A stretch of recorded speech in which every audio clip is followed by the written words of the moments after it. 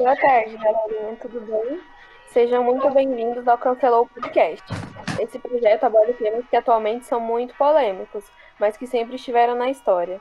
Cultura do cancelamento, algo que atualmente está muito concentrado nas redes. Mas você sabe o que é cancelamento? É uma forma de excluir alguém da sociedade por sua opinião ou posicionamentos. Doideira, né?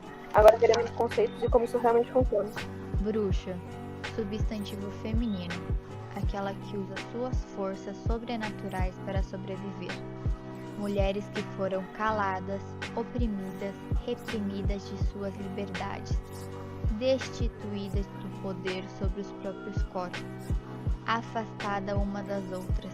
Mulheres que foram apagadas, humilhadas, esquecidas, queimadas. Mulheres eram perseguidas pela igreja pelos seus conhecimentos de ervas, remédios naturais, o que era um absurdo para os padres que diziam que só Deus podia curar. Então, mulheres curandeiras eram taxadas de bruxas.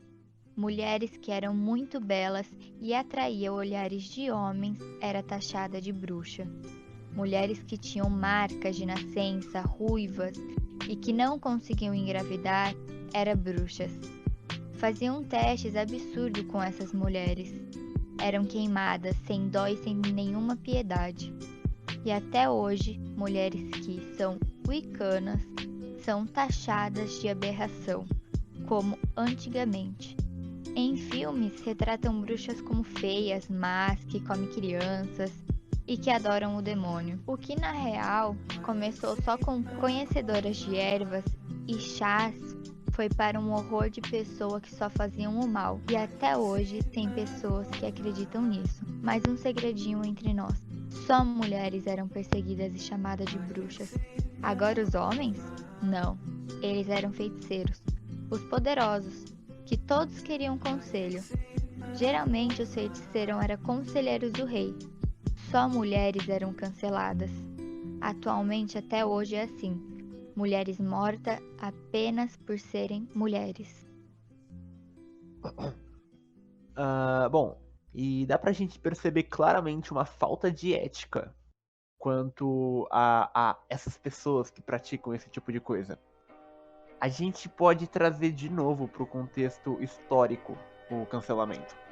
A gente consegue ver, por exemplo, num exemplo muito incrível que aconteceu aqui mesmo no Brasil durante a colonização, ou também conhecido como invasão portuguesa no Brasil, advinda de uma nação com histórico de conquistas e soberania, no caso Portugal, esses que não se importaram em expurgar os mais diversos costumes tradicionais dos povos que aqui viviam.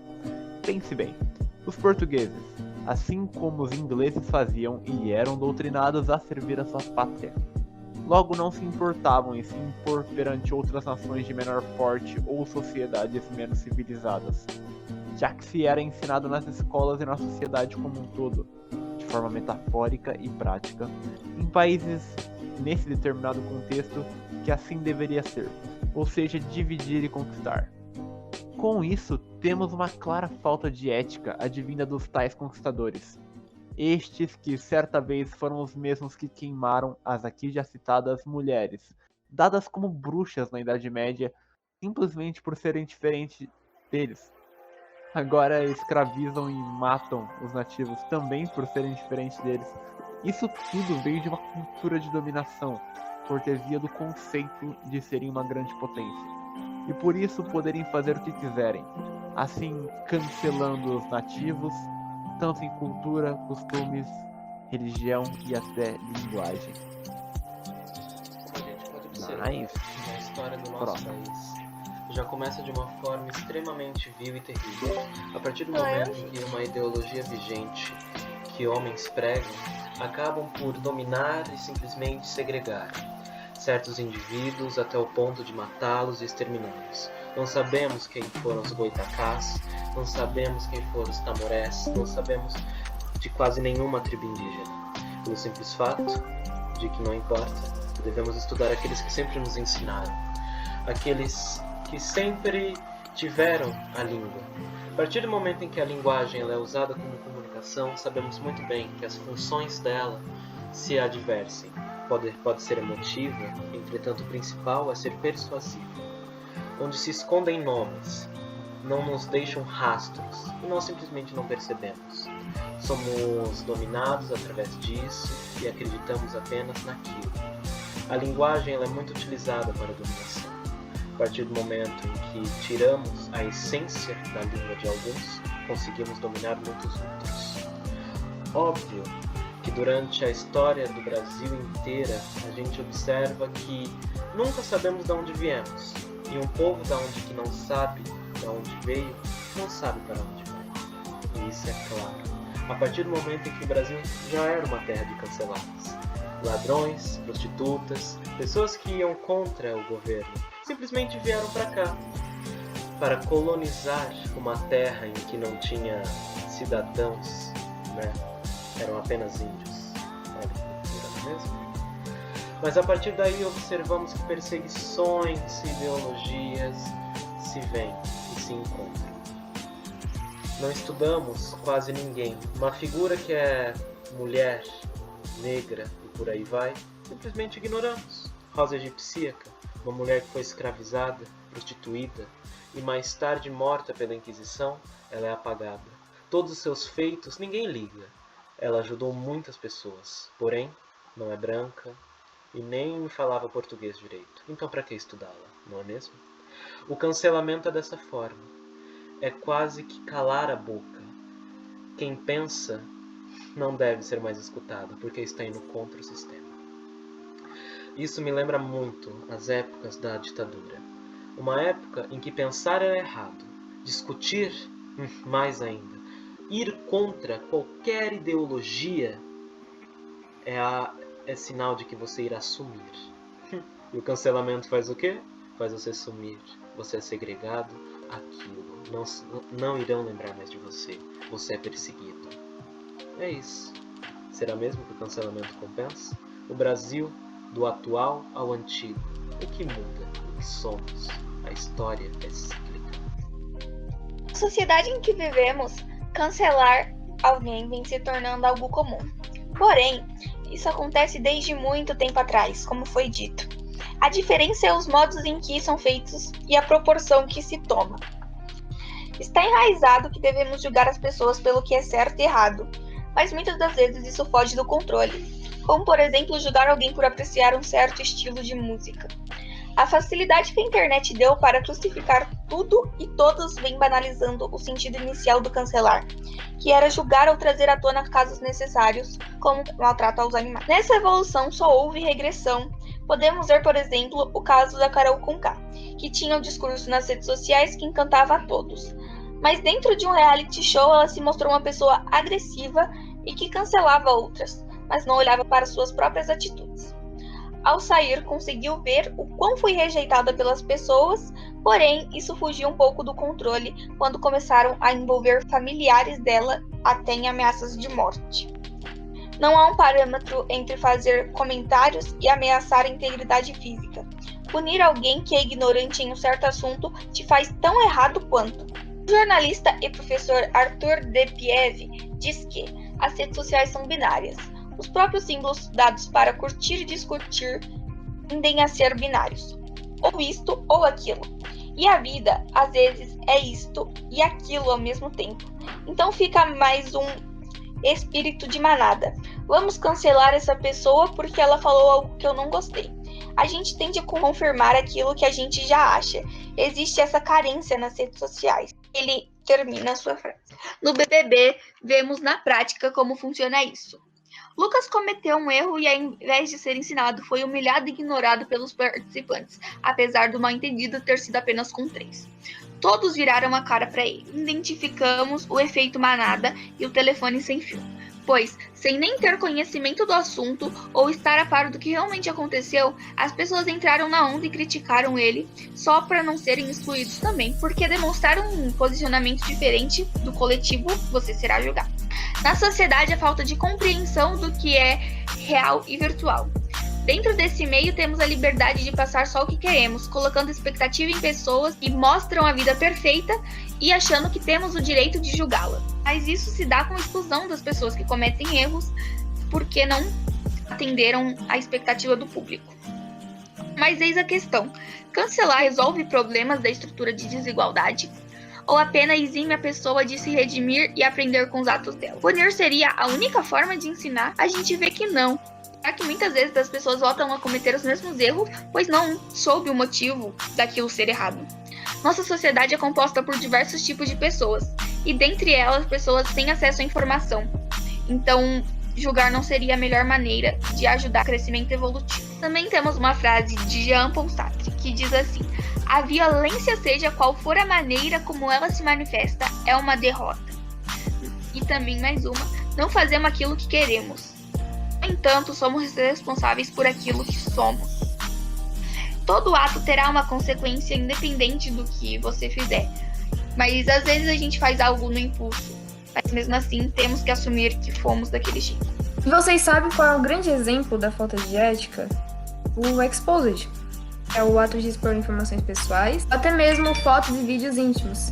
E com isso, a pessoa que foi vazada esse tipo de informação, dependendo do conteúdo, ela vai ser cancelada. Porém, eu acredito que grande parte daqueles que praticam esse tipo de violação à privacidade de alguém não possui conhecimento. No artigo 5, o capítulo 10 da Constituição da República Federativa do Brasil de 1988, fala sobre a inviolabilidade dos dados pessoais, pois nele está escrito a intimidade, a vida privada, a honra e a imagem das pessoas, assegurando o direito à indenização pelo dano material ou moral decorrente a essa violação. Então, a gente consegue entender que fotos e vídeos íntimos que irão agredir a imagem de alguém não devem ser divulgados. Porém, caso isso aconteça, o responsável pela divulgação deverá pagar a indenização que teve a reputação comprometida. Tem uma série que foi lançada em 2020, Ctrl Z, que agora eu recomendo que quem está assistindo pula essa parte, porque vai ter spoiler. Ela consegue retratar muito bem o exposed, porque logo nos primeiros episódios, se não no primeiro, a personagem Isabela de la Fuente começa a ser cancelada porque vazaram para a escola inteira um vídeo comprovando sua transexualidade. E não só ela que começa a sofrer o cancelamento, mas seu namorado também, já que os estudantes consideravam errado e estranho o fato dele namorar uma trans, já que grande parte eram transfóbicos. Nesse caso, a personagem ficou mal nos primeiros dias, porém conseguiu lidar muito bem com isso depois de um tempo. Mas infelizmente, a realidade acaba sendo outra para muitas pessoas, pois o fato de ser cancelado por seu gênero ou por sua orientação sexual acaba deixando triste, e em alguns casos pode levar até ao suicídio. Bem, como nós já citamos anteriormente, a ideia de cancelamento e senso de justiça não é nova, e agora irei apresentar para vocês o pensamento de senso de justiça de alguns filósofos. E já vamos começar com ele, Platão, o cara do mundo das ideias e do mundo sensível. O Platão começa a ter uma concepção de justiça depois da morte de Sócrates, quando ele julga o sistema da polis grega muito injusto. E agora eu te deixo uma questão para pensar. Sócrates foi cancelado injustamente? Depois comenta aqui. Bem, voltando a Platão, ele acreditava em duas fases da justiça. Defendia e também defendia o inatismo, que é a crença de que nascemos com princípios racionais. E é nesse princípio que se manifesta a primeira face da justiça, que é a justiça no interior do indivíduo. E já temos a segunda fase da face da justiça, que estaria adequada à ordenação de cada um em sua função na sociedade, sendo que ela se manifesta no convívio social. Ou seja, nessa segunda fase da justiça, você participa da justiça e é justo quando você cumpre sua contribuição para a polis grega. Senão você não tem voz, você não é justo e você não é capaz de julgar. É importante frisar que para Platão, a justiça seria uma forma de cada um fazer a sua parte, visando o benefício geral da república, e não o seu próprio.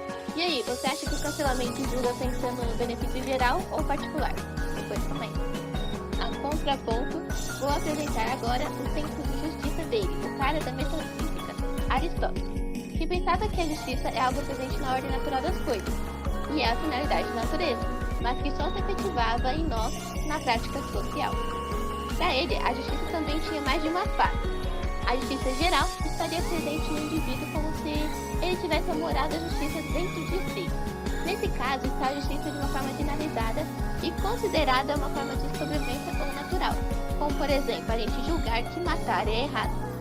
E também temos a outra face, que é o contrário, a justiça particular, que se manifesta na aplicação da justiça em casos objetivos e específicos.